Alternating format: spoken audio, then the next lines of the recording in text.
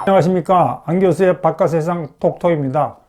요즘 베이징 중앙정부와 알리바바의 마윈 전 회장, 그리고 파이웨이의 런정페이 회장 사이가 좀 불편한 관계인 것 같아요. 그 불협화음의 소리가 솔솔솔 새나오고 있습니다. 얼마 전에 마윈 회장이 이런 얘기를 했습니다. 야, 뭐 식당 앞에다 인공지능 로봇 갖다 놨다고 중국이 그 AI, 인공지능 선진국이라고 얘기할 수 있느냐. 근데 참 재밌는 게 몇 년 전에 알리바바가 항주 있지 않습니까? 상해 옆에 있는 항주에다 완전 인공 로봇이 그 서버하는 무인 레스토랑 밀고 굉장히 홍보했거든요. 근데 마윈 회장이 이런 이야기를 보면 뭔가 좀 이 베이징에 대해서 열받은 사연이 있는 것 같습니다. 그러면서 무슨 이야기를 했냐면은 진짜 중국이 인공지능 성공이 되려면 그 이세돌 구단과 싸워서 이긴 구글의 알파고 같이 기초연상 능력의 기술을 그 중국이 가지고 있어야 한다.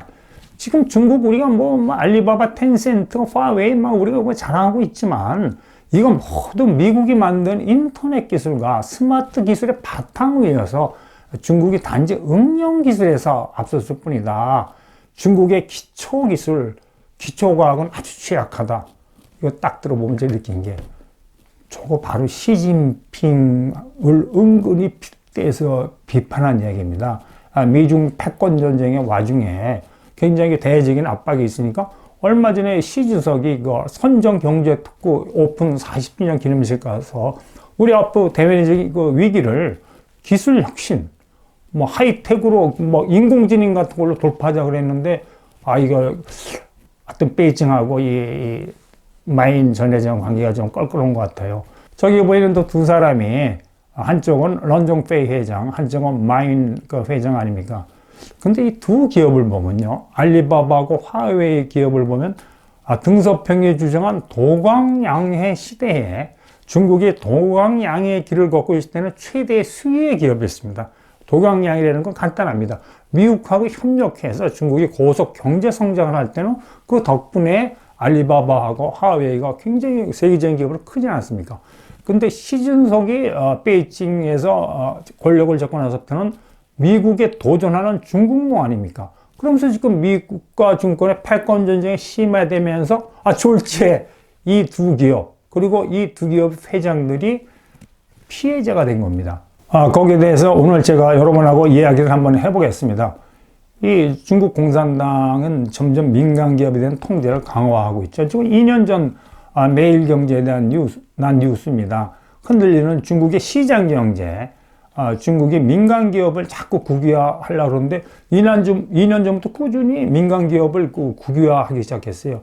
왜 그러냐 하면은 생각은 간단한 것 같습니다. 베이징 공산당 이 핵심 세력은 간단한 것 같습니다. 그 중국의 민간 기업이 너무 거대해져서 정부가 통제하기 힘든 건 이건 안 좋아. 이건 안 되겠어, 안 되겠어. 그러니까 국유 기업을 키워야 되겠다. 그러면서 뭐냐면은 국가가 중국 경제에 대한 통제를 강하게 위해서 국진민퇴라는 요새 그 용어가 중국에서 막 떠돌고 있습니다. 2년 전부터. 국유 기업이 좀 커지고 민간 기업은 이제 너 역할 다 했으니까 이제 이렇게 저렇게 이제 죽이겠다는 겁니다. 금년에 중국에 상장한 112개 기업의 최대 주주가 바뀌었습니다. 그 중에 46회사가 민간 기업에서 국유 기업으로 바뀌었습니다. 전환됐어요. 뭐 심하게 보면 뺏겼을지도 모릅니다. 정부야. 거기에 대해서는 말이 많죠. 장점인 계열의 기업이기 때문에 그랬다. 태자당 연루설들이 많은데, 하여튼, 이 중국 정부가 내세운거는 지금 미중 패권전적으로 위기에 처해 있는데, 이 위기를 국유 기업이 개혁, 개방, 전면에 서서 현 위기를 정면 돌파하겠다. 그렇기 때문에 국유 기업한테 금융 지원을 집중적으로 해주고 있습니다. 국유 기업을 키우려는 거예요. 중국의 민간 기업이 GDP의 60% 차지하고 고용의 80%를 차지하는데 금융 혜택은 25%밖에 못 받습니다. 아주 그냥 역차별을 받고 있는 거죠.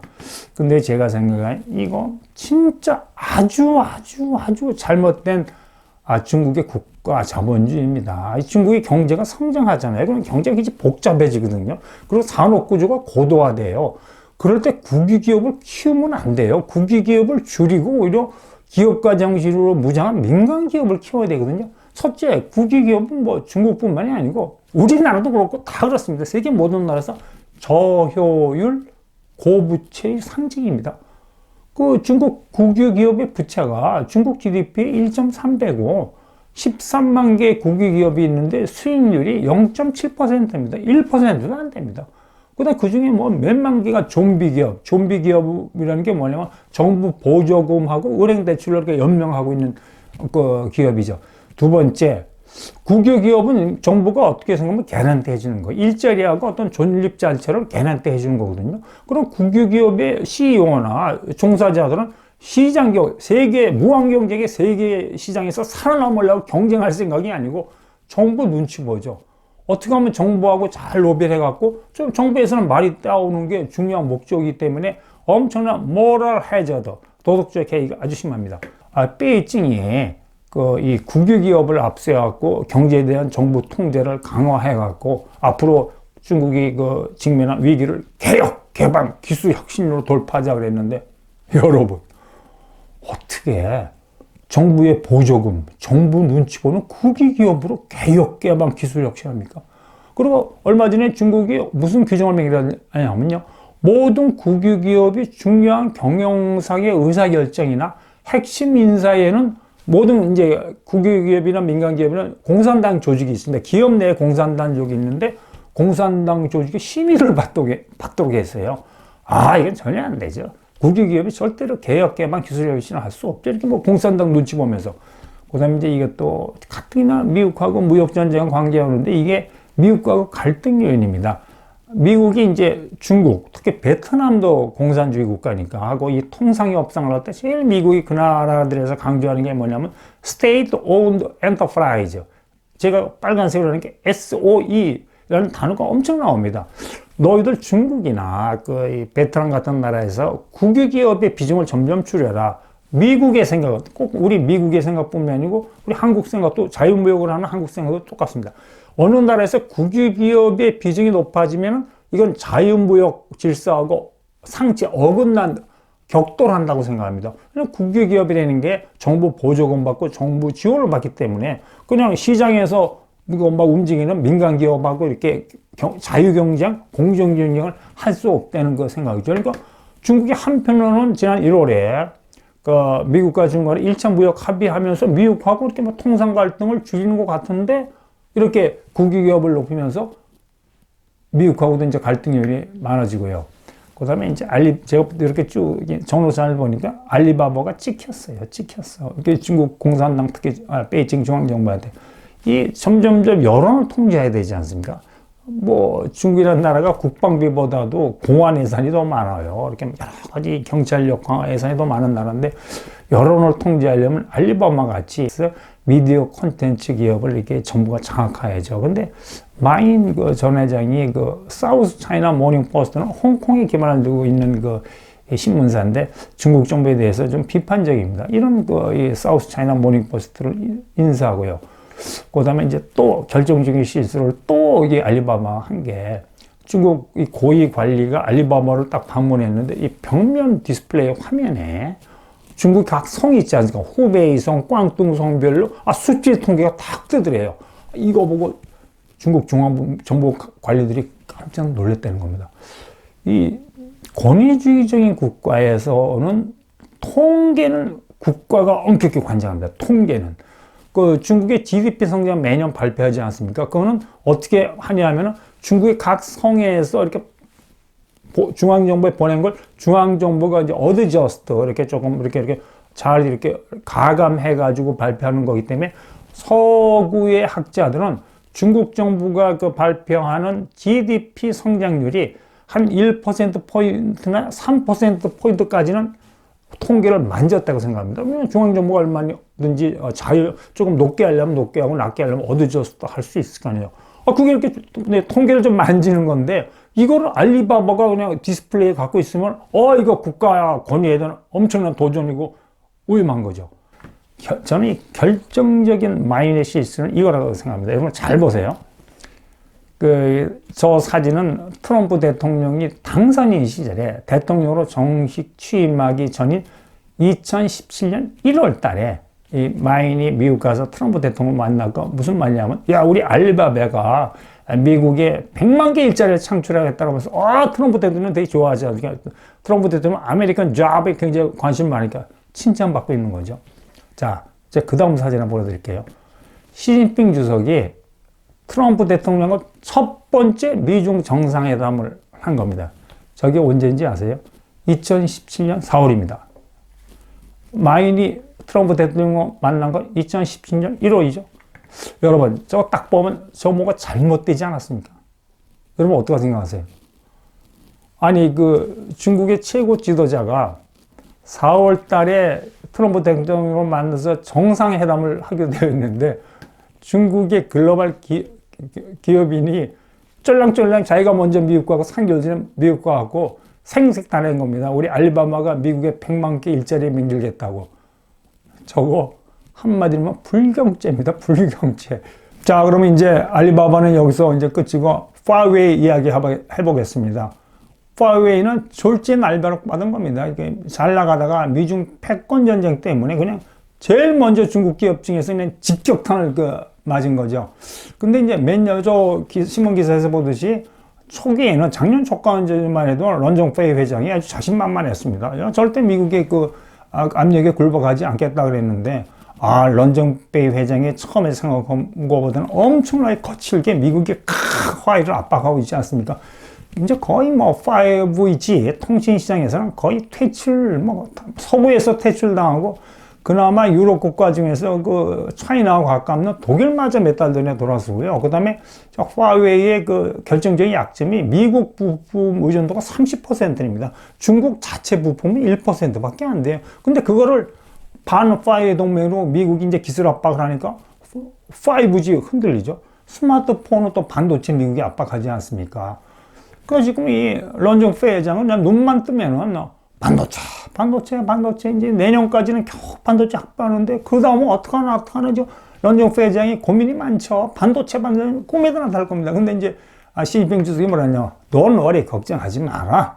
내가 베이징에 반도체 굴기란 말이야. 정부가 엄청 돈 퍼부어서 반도체 문제 해결해 줄게 그러거든요. 근데 이제 런정페이 회장이 뭐라 그랬냐면, 야, 반도체 산업 육성하는 게 무슨 다리 건설하는 거나 아파트 단지 건설하는 거냐? 그건 시멘트 쳐붓고 이렇게 건물 막 올리면 다리 건설하고 아파트 건설하는데, 반도체는 기술하고 우수한 인재가 없으면 안 된다. 이 중국에 연간 800만 명이 대학을 졸업하는데 반도체 쪽에 쓸 수 있는 인재는 3만 명밖에 안 되고, 그 다음에 이제 외국에 그나마 우수 인력을 유치해봤던 천인계 그런 거 많이 하지 않았습니까? 근데 미국이 그냥 꽉 틀어막고 하버드 대학 교수, 미국의 유명 대학, 우리나라도 카이스트 교수 한 명도 막 구속됐더라고요. 이쪽 중국 정부하고 협력하면 그냥 막아버리니까 외국 기술도 들어올 수 없으니까, 참 런정페이 회장님 속 타죠. 오른쪽 사진은 작년 초 이렇게 약간 자신만만한데, 저 왼쪽은 최근에 찍은 사진 겁니다. 물론 이제 사진 카메라 앵글을 어떻게 잡냐에 따라서 하겠지만, 하여튼 얼굴 표정이 안 좋아진 건 사실이에요. 굉장히 런정페이 회장 힘듭니다. 근데 이제 반도체 굴기 2년 전에 CE석이 국유 기업의 메모리 공장을 방문해서, 야, 우리 중국이 세계 메모리 과학기술이 최고봉에 오르자고 한마디 했거든요. 그러니까 한 20여 개 반도체 프로젝트가 우후죽순 나도 하겠다, 반도체 우리가 창개하겠다라고 중국 정부가 한 10조 원 정도 그냥 준 겁니다. 묻지 말고 막 준 겁니다. 근데 지금 그 20개 프로젝트 거의 모두가 붕괴 직전입니다. 이거는 외국 신문사가 말하는 게 아니고 우리 중국의 유명한 관영 신화사 있습니까? 신화사의 이 자매지인 주관자 야오 왕이라는, 거기서 이렇게 나온 기사를 그대로 이렇게 인용하면은, 외국 기술, 어떤 프로젝트는 외국 기술 끌어오겠다고 저렇게 건물 저렇게 지어놓고 나서 튀었습니다. 그냥 지방정부 지원만 받고. 이건 완전 행정의 면에 중에 사기꾼이죠. 이런 식으로 완전히 이제 무너졌는데, 그렇기 때문에 이 반도체 자금률이 지금 15.7%고, 돈도 거의 안 올라갔고, 진짜 더 심각한 건 뭐냐? 우리 삼성전자, SK 하이닉스, 인텔이 중국에 반도체 공장 세우지 않았습니까?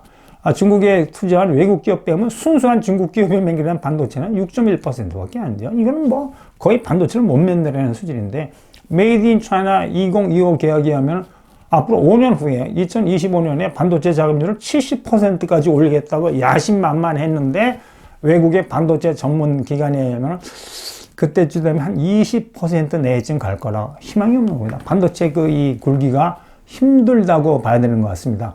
근데 이제 중국 정부가 계속 잘못된 거를 모르고 계속 시행착오를 반복하고 있어요. 지난 7월에 중국 공산당 정치국 회의에서 제 14차 경제사회 발전 5개년 계획을 발표하면서, 그러니까 2025년까지 어떤 경제사회 발전 계획을 하면서 또 국가 주도로 엄청나게 돈을 반도체에 퍼부어가지고 반도체 산업을 육성하겠다 그랬는데, 제가 이거 말씀드리면 저런 식의 반도체 굴기 산업 육성은 절대 성공할 수 없습니다. 그걸 제가 말씀드리겠습니다. 우선 한국에서 교훈을 얻어야 돼요. 우리나라가 지금 반도체 대국 아닙니까? 근데 우리나라 산업 발전을 보면요, 역사적으로 우리나라는 7개 개별 산업, 개별 공업 육성법을 가졌습니다. 60년대 말에는 섬유 화학공업 육성법, 그때 뭐 섬유공업, 화학공업 육성법을 했고 국가정을 집중적으로 몰아줬거든요. 지금 중국의 반도체 굴기 하는 거하고 똑같은 거예요. 근데 70년도에서는 조선공업 육성법, 철강공업 육성하고, 그때 70년대 조선공업, 포스코 막 육성하지 않았습니까? 그 다음에 이제 기계공업 육성법을 해갖고 이제 기계공업 키우고 막 창원에 중화학과업단지 맹기라는데, 여러분, 대한민국에 반도체 산업 육성법은 없었어요. 왜 그랬을까요? 저는 거꾸로 생각하면 우리나라에 반도체 산업 육성법이 없었기 때문에 지금 대한민국의 반도체 대국이 됐다고 생각합니다. 반도체 산업은 하이 리스크, 하이 리턴입니다. 아주 독특한 산업입니다. 그렇기 때문에 제가 결론적으로 말씀은 정부 주도로 발전할 수가 없어요. 다른 중화학과, 아까 말씀드린 지금 조선공업이나 철강공업은 정부가 보조금 주고 세제 지원해주고 금융 지원해주는 막 그런 공장 세우고 할 수가 있거든요. 그걸 우리가 장치 산업이라고 그럽니다. 근데 반도체 산업은 장치 산업이 아니잖아요. 많은 미소회나 아주 막 복잡한 산업이잖아요. 그러니까 반도체 산업은 민간 주도를 해야 됩니다. 첫째. 두 번째, 기업가 정신이 필요한데 그것도 그냥 평범한 기업가 정신 갖고는 안 되고 아주 독특한 기업가 정신이 있어야 돼요. 그 다음에 또 아주 독특한 오너십, 기업의 지배구조죠. 오너십 제도가 있어야 됩니다. 자, 그럼 제가 지금까지 논리를 하면, 야, 반도체 산업은 국유기업 갖고 안 된다. 민간기업으로 하면 된다고 하면 여러분이 저한테 질문하실게요. 그럼 일본도 국유기업이 아니고 뭐 도시바, 소니, 그다음 민간기업 체는, 그럼 일본은 왜 반도체 산업을 육성하지 못했느냐? 아까 제가 말씀드린 식으로 일본 기업의 지배구조하고 우리나라 기업의 지배구조가 다르죠. 일본 기업은 전문 경영인 체제 아닙니까? 이 전문 경영인이 자기가 뭐 2년, 3년 어떤 소니니 토시바를 맡는데, 반도체 산업은 하이 리스크거든요. 잘못 투자하면 그냥 수십조를 날리고, 또 이 연구개발 투자의 회인 기간, 이렇게 연구개발하고 실제로 생산하고 돈을 벌 수 있는 기간이 굉장히 깁니다.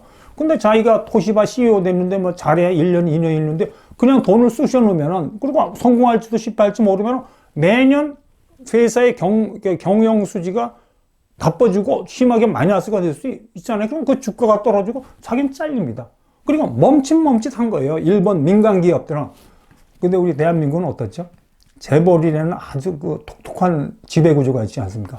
근데 여러분, 재벌을 무조건 비난해서도 안 되고 재벌을 무조건 두둔해서도 안 됩니다. 재벌이 나쁜 병폐가 많지만 반도체 산업 육성에서는 역할을 한 것 같아요. 삼성의 전대 회장들이 어떤 통찰력을 갖고 앞으로는 반도체가 국가산업의 쌀이다. 그런데 오너가 아무리 그 통찰력을 가지고 반도체 산업을 육성하고 싶어도 계속 이렇게 이 적자로 가면 그 회사 자체가 힘들어지지 않습니까? 근데 그 당시만 해도 그 회계 규정이 지금처럼 엄격하지 않았나 봅니다. 그러니까 이 가전 쪽에서 번 돈을 반도체 산업에 이렇게 집어넣어 가지고 결과적으로 지금 반도체 대국이 될 수 있는 것 같습니다.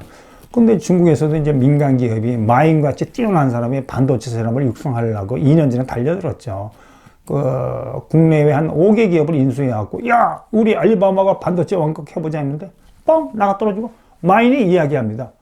자기가 반도체를 해보니까 굉장히 중요한 포인트인데, 지금 빨간 줄을 쳐는데 외국의 도움 없이 외국의 도움 없이 중국의 자체 능력으로는 지금 중국은 90나노밖에 못 맹긴다. 이 90나노는 인텔이 2004년에 맹긴 거다. 그나마 중국이 SMIC가 16나노로 맹긴 건데 이것도 미국의 기술과 장비를 쓰는 거다. 자기가 해보고 안 된 건 한 거예요. 중국이 한계를 마인에 정확히 한 겁니다. 자, 그러면 이제 중국의 희망은, 반도체 희망은 특히 위탁, 파운드리 업체는 SMIC거든요. SMIC인데 중국 정부가 한 2.7조 원 투자하고 15년간 범위에서 면제해줬습니다. 화끈하게 밀어준 거예요, 중국 정부가. 근데 이것도 미국이 확 아주 씨앗을 말려버렸죠. 야, 전 세계 모든 기업한테 SMIC에 장비하고 기술 정하지 마. 미국의 1차적인 목표는 파웨이 잡으려고 합니다. 5. 그리고 이제 반도체 이렇게 원판에 회로를 매기는 기술은 화란에 ASML 회사가 전 세계에서 딱 저 회사 하나만 갖고 있답니다. 그것도 이제 폼페이오 국무장관이 전화한 것도 아니고 화란으로 날라가고 야야야 이 기술 중국에 주지 마 그랬고 화란 정부가 뭐 안 주겠습니다. 그래갖고 지금 중국에 안 주겠다는 거 아닙니까? 제가 지금까지 이제 알리바바하고 파웨이 두 회장들이 이제 뭐 열받은 거 속 타는 마음에 대해서 얘기 드렸는데 이게 지금 중국 경제의 전반적인 흐름입니다. 중국이 미중 패권 전쟁 위기 속에서 점점점 국유기업을 키우고 국진, 민간기업을 위축시키면서 관주도로, 여기서 정확히 말하면 관주도는 게 중국 공산당 중앙정부 주도로 중국 경제를 이끌어 나가려고 합니다. 제가 이렇게 되면 중국 경제, 만약 이런 식으로 나가면 희망 없습니다. 첫째, 자본주의, 그 다음에 시장 경제 안 하고 선진국 된 나라 없습니다. 한 200년간 역사에서. 한때 구소련하고 동독이 있지 않습니까? 동독이 아주 잘 나가지 않았습니까? 그 나라 이 자본주의하고 시장 경제 안 했거든요. 근데 결국 그냥 하루아침에 몰락해버리지 않습니다. 근데 중국이 어떤 역사의 교훈을 무시하고 오히려 역행해하고 갈수록 사회주의, 국가주의라는 게 뭐냐, 국가가 주도가 돼갖고 산업을 발전시키려는 겁니다. 예를 들어서 이제 반도체 산업이죠. 어느 나라건 경제가 발전할수록 결국 민간 기업의 기업가 정신에 맡겨놔야 됩니다. 정부는 레세페르 약간 뒤로 물러서야 됩니다. 정부가 민간 기업이나 기업가 정신을 방해하지 않도록. 근데 지금 중국은 거꾸로 가고 있지 않습니까? 여기까지 말씀드린 거를 요약해 보겠습니다. 알리바바 케이스와 파웨이 케이스에서 보듯이 중국이 점점 국가가 전면에 나서는 어떤 국가주의, 국가 동원 체제로 나가서는 중국 경제는 희망이 없습니다. 자, 오늘 여기까지 하겠습니다. 감사합니다.